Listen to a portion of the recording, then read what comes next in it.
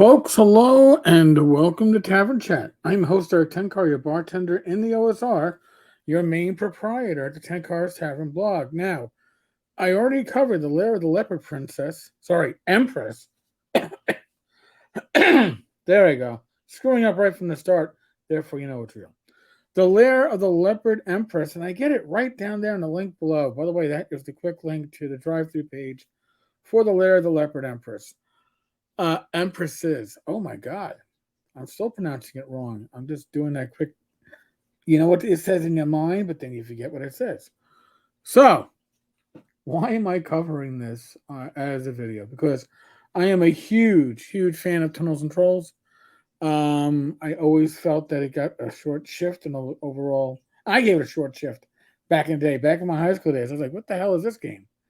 Now, I'm using the sample file because I have the full size PDF.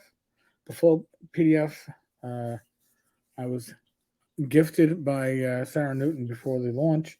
I've also ordered the hardcover to print on demand because it's that good.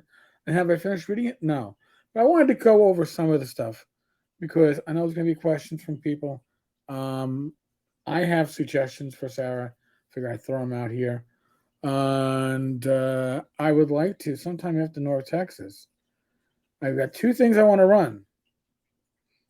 One is Shadow Dark. I want to do a Shadow Dark mini arc. Two, I want to do a couple of sessions of the Lair of the Leopard Empresses. Why is that? Because this takes TNT. Sorry, Monsters. Because TNT is no longer an IP that Ken St. Andre and Team Ken refer to, but it's basically the same engine that drives both games. And if you're familiar with TNT, this takes Monsters directly in the direction of the TNT that you are likely familiar with. So I know there's a question that's going to come up, and I'm going to cover this right away. Yes, a lot of this art was generated with the assistance of artificial intelligence. So what does that mean? It means that commands were put in. Maybe you got a basic piece of art and then you went in and you photoshopped it, or you used other artistic abilities or other artistic tools to make it into what you thought it to be. So it is, and Sarah paid full market price for the artwork for the artist that was using AI as a tool. We can get into the whole argument of what AI is and what it means. When AI is doing the work, it's not a tool. When AI assists with the work, it's a tool. There's a distinction between the two. I will use AI when it comes to the Substack. I'm going to be putting content out, and whatever it's going to be generated with AI, and I'll go in and I'll edit it and make it what I want it to be. But AI is what gave me the seed, and I fully admit to that. So I like the artwork. That being said, this is a 400-page book.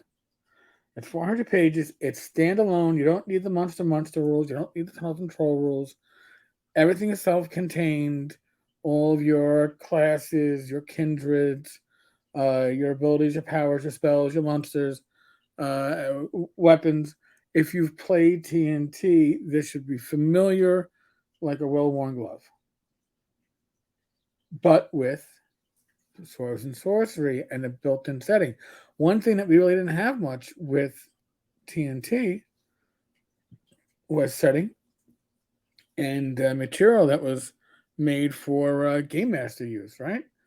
Very few adventures for groups. They were mostly solo adventures. I personally found, in my experience, that TNT was great at solo adventures and was good at small groups, 2 to 3 players in a GM.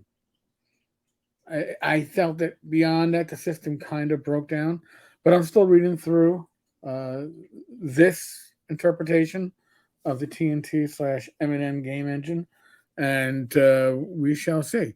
But here, the illustrations used in this book were drafted and initially generated in Midjourney, then manually manipulated, assembled, corrected, and processed in post-production. No artist names were used as prompts. All illustrations were paid for at the RPG market rate. So again, there's a huge discussion. There are posts that get banned just for mentioning AI. I had a video that was removed from the community. I no issues with it being removed. They don't want to discuss AI. They don't want to discuss AI. We'll see if this video gets passes muster. But I'm really covering content. So it has a number of chapters. You can't see it here, but in the main book, these chapters are hyperlinked. I never used to think that mattered. And then with the bigger PDFs, it matters. Uh, Introduction to the world, an overview and history of Zemoria, the basics, kindreds and callings. Callings are like your class.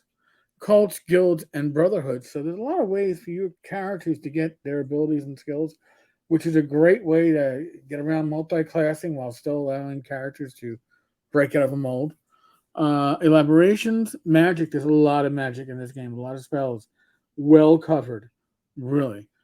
Gazetteer, heroes and villains, the wilderness of Toth, the free city of Halagad, the bestiary, treasures, game mastery, Wretch's Dance, that's the sample adventure. Spell lists are the appendix.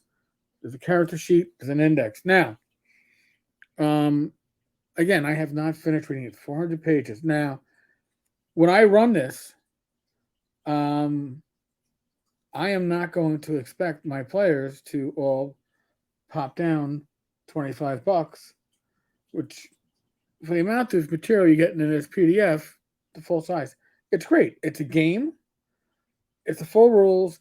It's a setting, and it's a setting with a lot of inspiration that you, the GM, start to feel like you want to write for this material. Players don't need that amount of material. They need the game engine. They don't need to how to create their characters and I don't know, spell list and equipment list. They don't need the bestiary. They don't need an in-depth history of the world.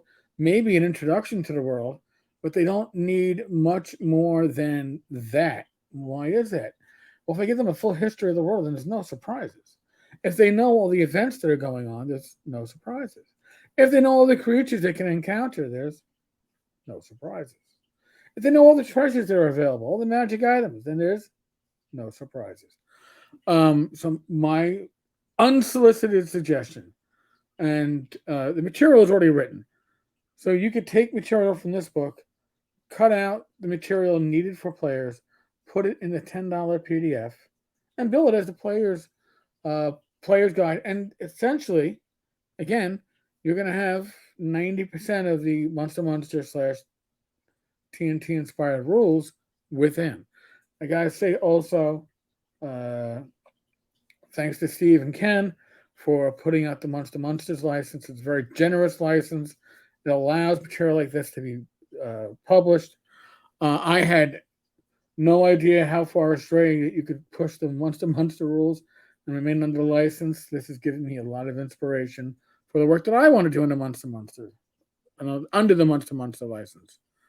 So, again, an overview of the history, the world, well, the continent in question, where your PCs are going to be adventuring. And again, there's a lot of material that the PCs do not need in this book, which is why if I think you can expand your audience, you can expand your customer base by just trimming out the players aspect and allow the players to only purchase what they absolutely need. Because let's be honest, if you buy a book, you want access. You're gonna. I can't read the bestiary. I can't read. You're gonna read it all. It's human nature, but it's well laid out. It works. My old 55, soon to be 56-year-old eyes. Holy shit. Um, I do like the artwork, even if it's inspired by or initially generated by AI. It came out very good. The final results are spot on. And I hear how much history do people know? Unless you're a scholar, Zemuria's past is a mess of legends, songs, and half-remembered tales, and the unfathomable ruins that dot the landscape. Most people know the Serpent Kings were an ancient deadly foe, and that the wrath of Meglax defeated them and saved the world. They know that Ragna was like Wrath reborn and led a magical kingdom in the darkness, but the darkness was only pushed back by Elas Mariel, the Leopard Empress, 500 years ago. All hail the Empress's name. Now, you could do that and include that much in the player's book. They don't need to know the timeline. Now, you can feed that out to them as a GM. But again, if you're feeding that all to them in the core book, and everybody's going to be playing from a core book, I think that you do yourself a disservice. You don't have to put the player's book in print. You can just make it a PDF. I'll probably do my best to extrapolate what I need from my players, so they're not going to be having the whole world revealed to them. Chapter 3, the basics, is pretty much what the players are going to need, what they're going to expect. That and the appropriate spell list for the players. So I think that, again, if you're used to playing TNT, and I think many of you have played it for solos, this game, the Leopard Empresses, takes the TNT / Monster Monsters engine and takes like a lot of, I don't know, atmosphere or influence from Astonishing Swordsmen and Sorcerers of Hyperborea, which basically takes AD&D and makes it into a sword and sorcery game. This does something similar with the TNT Monster rules. I am very excited by it. I think it's a really nice presentation too. I just would like to see the core rules and minimal lore put inside into a book for the players. The material is written. It would have to get relayed out. It have to get reassembled. I understand that. I just think it would open up the market hugely for this game. I really do. So, like I said, you can see from this, the layout is really neat. It's eye pleasing. It isn't nothing. I hate when there's artwork behind the words. It's really fucking annoying. They deal with equipment and encumbrance. They give you a character generation checklist.